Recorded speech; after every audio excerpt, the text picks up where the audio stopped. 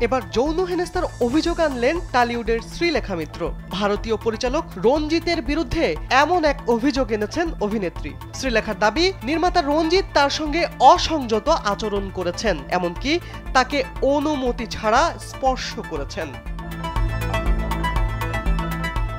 ভারতীয় সংবাদ মাধ্যমকে শ্রীলেখা জানান, একটি অডিশনে তাকে যৌন হেনস্থা করেন পরিচালক রঞ্জিত। এক সিনেমাটোগ্রাফারের সঙ্গে ফোনে কথা বলছিলেন শ্রীলেখা। রঞ্জিত হঠাৎই তাকে সিনেমার গল্প নিয়ে কথা বলার জন্য শোবার ঘরের দিকে ডেকে নিয়ে যান। শ্রীলেখা ভেবেছিলেন হয়তো ভিড় এড়ানোর জন্য নির্মাতা তাকে নিরিবিলি জায়গায় ডাকছেন। স্যান্ডেলিনা সো, রূপচর্চায় আভিজাত্য।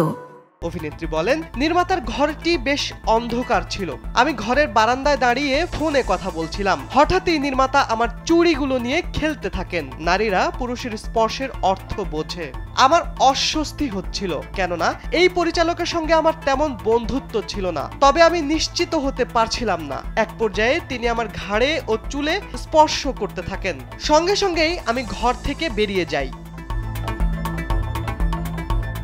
শ্রীলেখা জানান, এই ঘটনার রেশ ভয়ানক। অভিনেত্রীর ভাষ্য, আমি এই ঘটনা কারো সঙ্গে শেয়ার করতে পারছিলাম না। তিনি বলেন, এই ঘটনার পর আমি নিজের হোটেলে যাই এবং খুব আতঙ্কে সারা রাত কাটাই। মনে হচ্ছিল কেউ যদি এসে দরজায় কড়া নাড়ে। আমি দিনের আলো ফোটার অপেক্ষা করছিলাম।